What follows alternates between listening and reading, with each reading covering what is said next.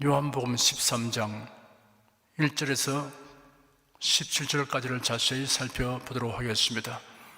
오늘도 성령께서 우리 각 사람에게 살았고 운동력 있는 말씀의 권능을 풍성하게 체험하게 하여 주시고 예수님을 아는 지식이 더하게 하실 것을 확신합니다. 1절에서 10절까지 함께 읽겠습니다. 6월절 전에 예수께서 자기가 세상을 떠나 아버지께로 돌아가실 때가 이런 줄 아시고 세상에 있는 자기 사람들을 사랑하시되 끝까지 사랑하시니라. 마귀가 벌써 시몬의 아들 가룟 유다의 마음에 예수를 팔리는 생각을 넣었더니 저녁 먹는 중 예수는 아버지께서 모든 것을 자기 손에 맡기신 것과 또 자기가 하나님께로부터 오셨다가 하나님께로 돌아가실 것을 아시고 저녁 잡수던 자리에서 일어나 겉옷을 벗고 수건을 가져다가 허리에 두르시고 이에 때에 물을 담아 제 아들의 발을 씻기시고 그 두르신 수건으로 씻기기를 시작하여 시몬 베드로에게 이르시니 가로되 주여 주께서 내 발을 씻기시나이까? 예수께서 대하여 가라사대 나의 하는 것을 네가 이제는 알지 못하나 이후에는 알리라. 베드로가 가로되 내 발을 절대로 씻기지 못하시리이다. 예수께서 대답하시되 내가 너를 씻기지 아니하면 네가 나와 상관이 없느니라. 시몬 베드로가 가로되 주여 내 발뿐 아니라 손과 머리도 씻겨 주옵소서. 예수께서 가라사대 이미 목욕한 자는 발밖에 씻을 필요가 없느니라. 온몸이 깨끗하니라. 너희가 깨끗하나 다는 아니니라 하시니. 유대인의 3대 절기 중에 하나인 6월절 하루 전날 저녁 예수께서 12제자들과 함께 예루살렘의 어느 집 다락방에 모여 저녁 식사를 하고 있었습니다. 그때 예수께서 돌연히 자리에서 일어나 겉옷을 벗고 수건을 가져다가 허리에 둘렀습니다. 그리고 대야에 물을 담아 다른 사람들의 발을 씻기고 수건으로 닦는 일을 하기 시작했습니다. 기이하고 놀라운 광경이 아닐 수 없습니다. 이 자리는 예수께서 제자들과 가진 마지막 만찬석이 되었습니다. 예수는 자신이 이 세상에 머물 시간이 얼마 남지 아니했음을 알고 있었습니다. 몇 시간 후면 그가 체포되어 대상과 총독 빌라도 앞으로 끌려가서 참혹한 신문을 받은 후 십자가에 못 박혀 죽게 될 것입니다. 이러한 시점과 상황에서 예수님의 제자들이 발을 씻기시다는 사실을 생각할 때 가슴이 뭉클하고 뜨거워지게 됩니다. 예수께서 자기가 세상을 떠나 아버지께로 돌아갔을 때가 이런 줄 아시고 세상에 있는 자기 사람들을 사랑하시되 끝까지 사랑하시느라는 말씀을 실감나게 하여 줍니다. 본문은 예수님의 행동에 대한 베드로의 반응, 그리고 그 반응에 대해 예수님이 취하신 행동과 말씀에 대한 기록입니다. 여기에 심오한 교훈이 있습니다. 세 번에 걸친 베드로의 의사표현과 거기에 대한 예수님의 대답에 관련하여 집중적으로 살펴보도록 하겠습니다. 첫 번째 대화는 이러합니다. 예수께서 제자들의 발을 씻기기 시작하여 베드로에게 이르시니 시몬 베드로가 예수님을 향하여 주님께서 내 발을 씻기십니까? 라고 거부 반응을 나타내었습니다. 예수께서 대답하시기를 나의 하는 것을 네가 이제는 알지 못하나 이후에는 알리라 하였습니다. 예수님이 하신 말씀과 행동에 대하여 예수의 제자들조차도 그 참뜻을 이해하지 못하였습니다. 사람의 지각만으로는 하늘에 속한 모든 신령한 것에 대하여 알 수 없습니다. 고린도전서 1장에 십자가의 도가 멸망하는 자들에게는 미련한 것이요 구원을 얻는 우리에게는 하나님의 능력이라. 기록된 바 내가 지혜 있는 자들의 지혜를 멸하고 총명한 자들의 총명을 폐하리라 하였으니 지혜 있는 자가 어디 있느냐? 선비가 어디 있느냐? 이 세대의 변사가 어디 있느냐? 하나님께서 이 세상의 지혜를 미련케 하신 것이 아니냐? 하나님의 지혜에 있어서는 이 세상이 자기 지혜로 하나님을 알지 못하는 고로 하나님께서 전도인 미련한 것으로 믿는 자들을 구원하시기를 기뻐하셨도다 하였습니다. 하나님께서 알게 하여 주지 아니하시면 하나님의 뜻과 섭리를 깨닫지 못하며 구원의 은혜와 진리를 알지 못합니다. 오직 성령께서 알게 하여 주십니다. 고린도전서 2장에 이렇게 기록되었습니다. 그러나 우리가 온전한 자들 중에서 지혜를 말하노니 이는 이 세상의 지혜가 아니요 또 이 세상의 없어질 관원의 지혜도 아니요 오직 비밀한 가운데 있는 하나님의 지혜를 말하는 것이니 곧 감추었던 것인데 하나님이 우리의 영광을 위하사 만세전에 미리 정하신 것이라. 이 지혜는 이 세대의 관원이 하나도 알지 못하리나니 만일 알았다면 영광의 주를 십자가에 못 박지 아니하였으리라. 기록된 바 하나님의 자기를 사랑하는 자들을 위하여 예비하신 모든 것은 눈으로 보지 못하고 귀로 듣지 못하고 사람의 마음으로도 생각지 못했다 함과 같으니라. 오직 하나님의 성령으로 이것을 우리에게 보이셨으니 성령은 모든 것 곧 하나님의 깊은 것이라도 통달하시느니라. 사람의 사정을 사람의 속이는 영위에는 누가 알리요 이와 같이 하나님의 사정도 하나님의 영위에는 아무도 알지 못하느니라. 우리가 세상의 영을 받지 아니하고 오직 하나님께로 온 영을 받았으니 이는 우리로 하여금 하나님께서 우리에게 은혜로 주신 것들을 알게 하려 하심이라. 우리가 이것을 말하거니와 사람의 지혜의 가르침 말로 아니하고 오직 성령의 가르침으로 하니 신령한 일은 신령한 것으로 분별하느니라. 예수께서 베드로에게 네가 이제는 알지 못하나 이후에는 알리라 하신 말씀이 바로 이와 같은 사실을 의미하고 있습니다. 이후에라고 번역된 원어는 복수형으로서 이 일들 후에라는 의미입니다. 예수의 십자가 순환에 연관된 모든 사건들과 부활 성천 그리고 성령 강림 후를 가리킵니다. 예수께서 행하신 일들이 무엇을 의미하는지 베드로가 온전히 깨달아 알려면 성령께서 임하시기까지 기다려야 했던 것입니다. 성령께서 임하여 깨달음을 주시기 전에는 제자들의 지각 능력에는 한계가 있음을 말해 줍니다. 예수의 제자들이 성령의 임재 이전에는 예수님의 말씀을 제대로 이해하지 못하기 때문에 주님을 섬긴다고 하면서도 빗나간 행동을 하였습니다. 예수께서 말씀하시기를 내가 아직도 너희에게 이를 것이 많으나 지금은 너희가 감당치 못하리라. 그러하나 진리의 성령이 오시면 그가 너희를 모든 진리 가운데로 인도하시리니 보혜사 곧 아버지께서 내 이름으로 보내실 성령 그가 너희에게 모든 것을 가르치시고 내가 너희에게 말한 모든 것을 생각나게 하시리라 하였습니다.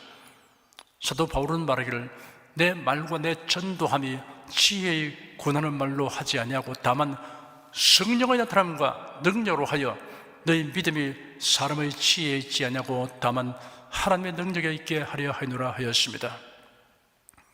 사랑하는 여러분은 하나님의 말씀을 듣거나 전할 때 자신의 지각으로 이해하려는 미련함을 버리고 성령의 가르침을 간구하며 의지하시기 바랍니다. 두 번째 대화는 이러합니다.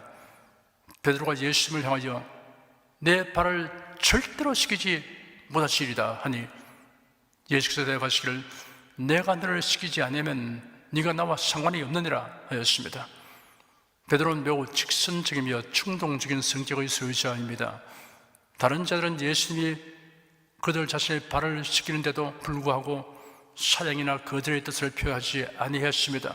물론 그들은 당혹감을 금할 수 없을 것입니다. 그런데 베드로는 자기 의사 표현에 있어서 주저하지 아니했습니다. 아마도 발을 뒤로 옮기면서 완강하게 사형의 뜻을 표명했을 것입니다. 내 발을 절대로 시키지 못하십니다 라고 강하고 단호한 표현을 했습니다. 절대라고 번역된 원어는 영원히 라는 뜻이 있습니다. 이런 원문의 뉘앙스를 살려 번역해 본다면 다른 사람은 어찌 하더라도 내 발만은 영원히 시키지 못할 것입니다 라고 할 수 있습니다. 주께서 내 발을 시키시니 천부당 만부당합니다. 당신은 스승이시고 주님이시며 나는 당신의 제자입니다. 집에 온 손님의 발을 씻어주는 것은 종들이 하는 일인데 나의 주님께서 저희 발을 씻는 것을 어찌 받아들 수 있겠습니까? 라는 뜻으로 강한 거부 의사를 표현했습니다. 기본적인 양식을 가진 사람이면 누구라도 이와 같은 반응을 볼 수밖에 없습니다. 다만 다른 제자들처럼 당혹하여 단호한 거부 의사를 표현치 못하는 경우가 있을 것입니다. 단호하게 거부 의사를 표현하는 베드로에게 예수님은 놀라운 말씀을 하셨습니다. 내가 너를 시키지 않으면 네가 나와 상관이 없느니라. 우리가 하나님께서 하시는 일이나 그 말씀에 대해 임의로 판단하여 거부 의사를 표현하는 일이 결코 없어야 합니다. 베드로는 이전에도 예수의 뜻을 제시하려고 나선 일이 있었습니다. 예수 그리스도께서 자기가 예루살렘에 올라가 장로들과 대장들과 서기관들에게 많은 고난을 받고 죽임을 당하고 제3일에 살아내야 할 것을 저들에게 밝히셨습니다. 그러자 베드로가 예수를 붙들고 만류하기를 주님, 그럴 수 없습니다. 절대로 이런 일이 주님께 일하지 않을 것입니다 하였습니다. 예수께서 돌아서서 베드로에게 말씀하셨습니다. 사탄아, 내 뒤로 물러가라. 너는 나를 넘어지게 하는 자로다. 네가 하나님의 일을 생각하지 않냐고 도리어 사람의 일을 생각하기 때문이다. 그리고 제 아들에게 말씀하셨습니다. 아무든지 나를 따라 오려거든 자기를 부인하고 자기 십자가를 지고 나를 따르도록 하여라. 아무리 순수한 마음에서 거부 의사를 표한다 하여도 주님의 뜻에 대해서 거부 의사를 나타내고 주님의 말씀을 수정하려고 드는 것은 믿음과 경외심에서 나온 행위라고는 할 수 없습니다. 우리가 취할 태도는 예 하고 겸손히 순종하는 것이어야 합니다. 선지자 사무엘은 하나님이 그를 부르실 때 말씀하시옵소서 주의 종이 듣겠습니다 하였습니다. 동정녀 마리아는 천사 가브리엘이 전하는 하나님의 말씀을 듣고 주의 계집종이 오니 말씀대로 내게 이루어지기를 바랍니다 하였습니다. 다시 본문으로 돌아가 봅시다. 예수님은 말씀하시기를 내가 너를 시키지 아니하면 네가 나와 상관이 없느니라 하였습니다. 상관이 없다는 말씀은 유업이 없다는 뜻입니다. 유업이란 하늘나라에 들어가고 그 영광에 참여하는 것을 의미합니다. 그러니 예수님과 무관한 인생보다 비참한 인생은 없습니다. 최후의 심판대에서 예수님으로부터 내가 너를 도무지 알지 못하노라 라는 말씀을 듣는 것보다 더 큰 비극은 없습니다. 내가 너를 시키지 아니하면 이라고 하였습니다. 여기에 시킴은 죄의 실심을 상징적으로 표현하는 것입니다. 베드로전서 1장에 너희가 알거니와 너희 조상의 유전한 망령된 행세에서 구속된 것은 은이나 금같이 없어질 것으로 한 것이 아니요 오직 흠없고 점없는 어린 양 같은 그리스도의 보배로운 피로 하는 것이니라 하였습니다. 세 번째를 대화하는 일합니다. 시몬 베드로가 태도를 180도로 바꾸어 주여 내 발뿐 아니라 손과 머리도 식여 주시옵소서 하였습니다. 예수께서 대답하시기를 이미 목욕한 자는 발밖에 씻을 필요가 없다. 너희가 깨끗하나 모두는 아니다 하였습니다. 내가 너를 시키지 아니하면 네가 나와 상관이 없다 하시는 예수님의 말씀을 들은 베드로는 즉각 태도를 고쳐 이번에는 손과 머리도 씻겨달라고 요구했습니다. 여기서 베드로의 성격이 잘 나타나 있습니다.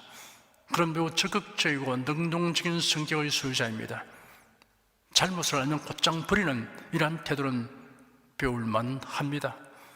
그런데 여기서는 베드로가 예수님의 말씀을 곡해하여 예수님의 의도를 지나쳐 나갔습니다.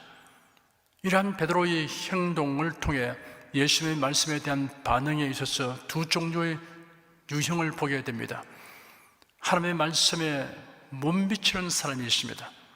사람의 이성에만 의존하는 이성주의자가 이런 유형입니다. 하나님의 말씀에 지나쳐 나가는 사람이 있습니다. 기록된 말씀 이상으로 신비를 추구하는 신비주의자가 이런 유형입니다.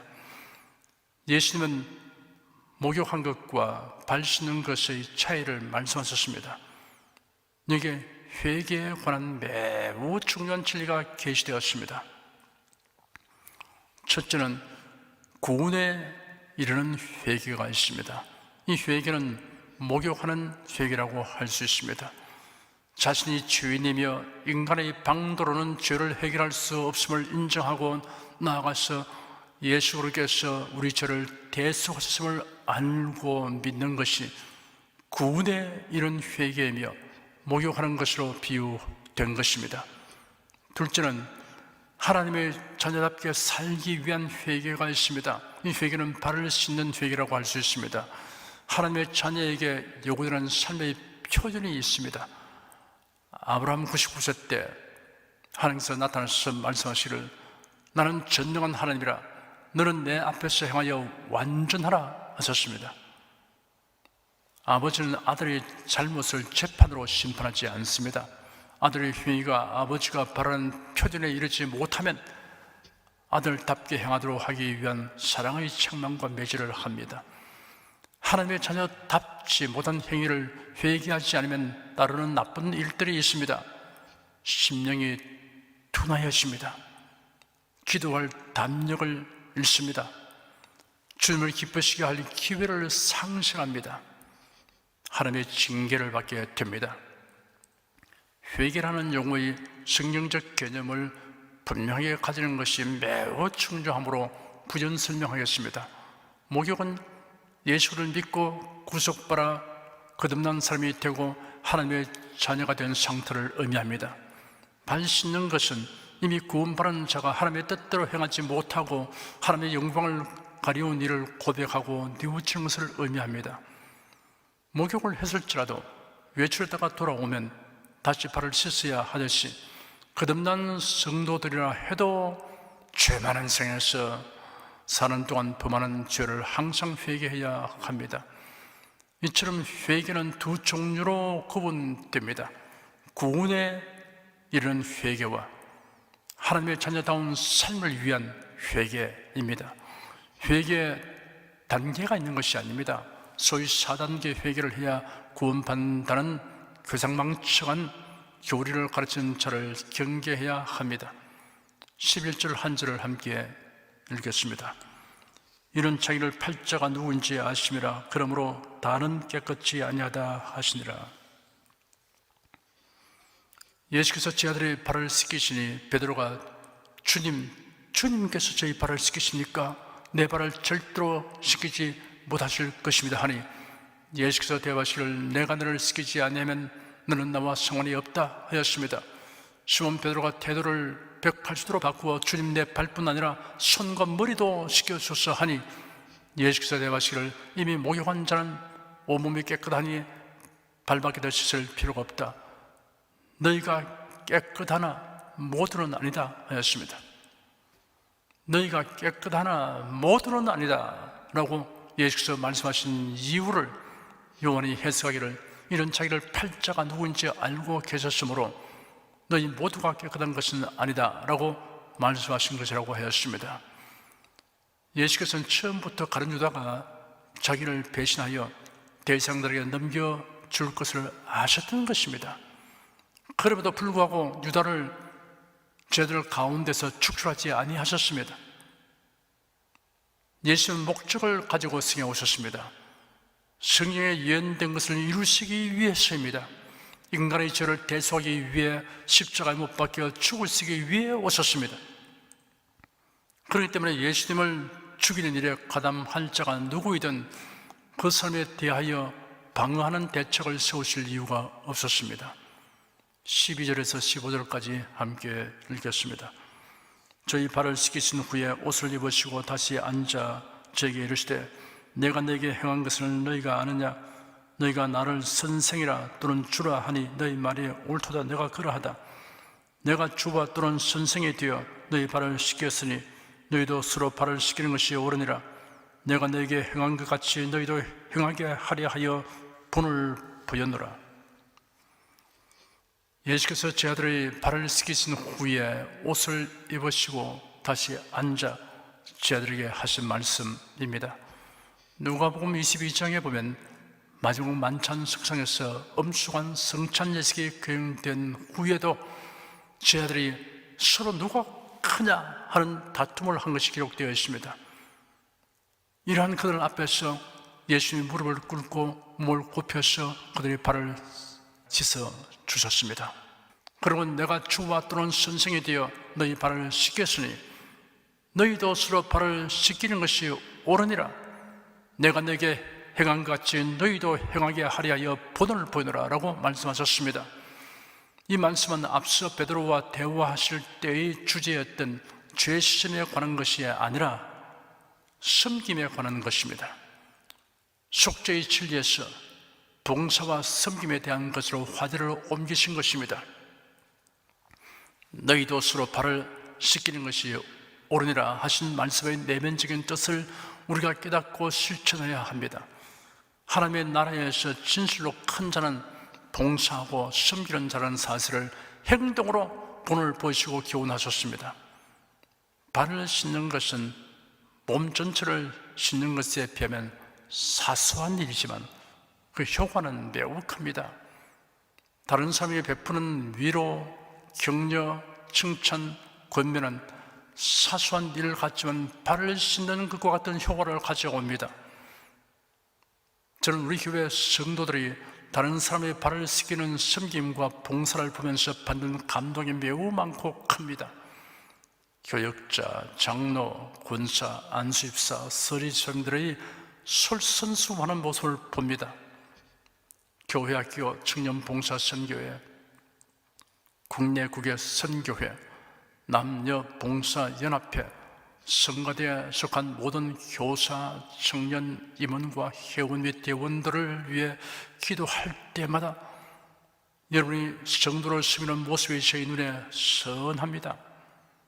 구영원을 돌보고 전도하기 위해 불고가사하듯 하며 동분서주하는 구역장님, 성전비화를 위해 땀 흘려 수고하는 성도님, 교회당 시설 관리를 위해 묵묵히 헌신하는 성도님, 온라인 방송 시스템을 통해 예배에 참여하는 분들을 돕기 위해 재능으로 헌신하는 성도님, 그리고 교회 직원들, 여러분은 예수의 말씀대로 성도들의 발을 씻기는 섬김의 일을 하고 있습니다. 여건이 된다면 저는 성전 풀장에서 침례식 전에 저와 우리 교육자들이 저희들의 발을 씻던 주님의 모습을 연상하며 여러분 한 사람 한 사람의 발을 씻어드리고 싶습니다. 16절, 17절 두 절을 함께 읽겠습니다. 내가 진실로 내게 이르노니 종이 상전보다 크지 못하고 부름을 받은 자가 보낸 자보다 크지 못하니 너희가 이것을 알고 행하면 복이 있으리라. 예수는 자신과 제자들의 관계를 상전과 종, 보낸 자와 부름을 받은 자로 지칭하셨습니다. 상전으로 번역된 단어는 주님으로도 번역되고 있습니다. 스승보다 더 훌륭한 제자가 나올 수 있지만 예수님보다 더 큰 제자는 나올 수 없습니다. 본질에 있어서 예수님은 성자 하나님이십니다. 이러한 예수께서 제자들의 발을 씻김으로 섬김의 본을 보이셨으니 섬김과 봉사를 부끄럽게 여기는 사람은 자신이 예수님보다 더 크다고 생각하는 것이나 다름없는 것이 됩니다. 예수께서 본을 보이신 것과 같이 섬김과 봉사를 행하면 복이 있다고 말씀하셨습니다. 여기서 복이란 하나님의 인정을 받고 칭찬을 받는 것을 의미합니다. 여기까지 말씀드린 내용의 요점을 정리하면 다음과 같습니다. 첫째, 하나님께서 하신 일을 지금은 깨닫지 못해도 기다리면 알게 될 날이 온다는 것을 알아야 합니다. 성경을 억지로 풀려고 이곳저곳 헤매지 말고 성령께서 깨닫게 하여 주기를 구하고 기다려야 합니다.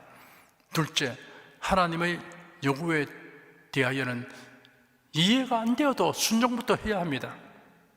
셋째, 목욕하라, 발을 씻어라, 다른 사람의 발을 씻어주라고 하였습니다. 목욕은 예수 그리스도를 믿고 영접하는 자가 체험하는 구원을 뜻합니다. 발을 씻는 것은 하나님의 자녀답게 행하기 위해 날마다 회개하는 것을 뜻합니다. 발을 씻어주는 것은 주 안에서 봉사하고 섬기는 것을 의미합니다. 이미 목욕한 여러분은 발을 씻는 일과 성도의 발을 씻어주는 일에 힘쓰므로 주님의 칭찬과 상을 받게 되기를 축원합니다. 기도하겠습니다.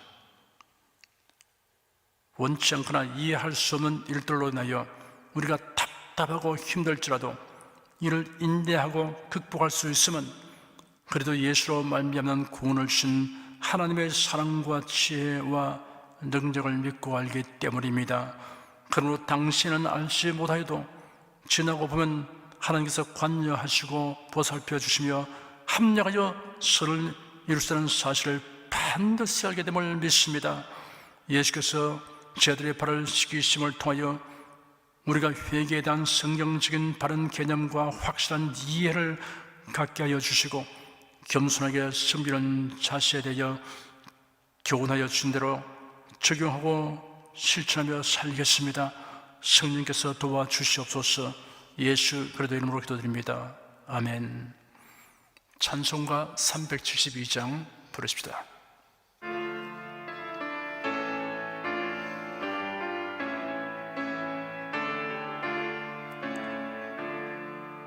나 맡은 본분은 구주를 높이고 무지영혼 구원 얻도록 잘 인도함이라.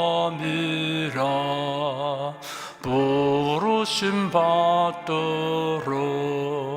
내 형제 섬기며 구주의 뜻을 따라서 내 정성 다하리.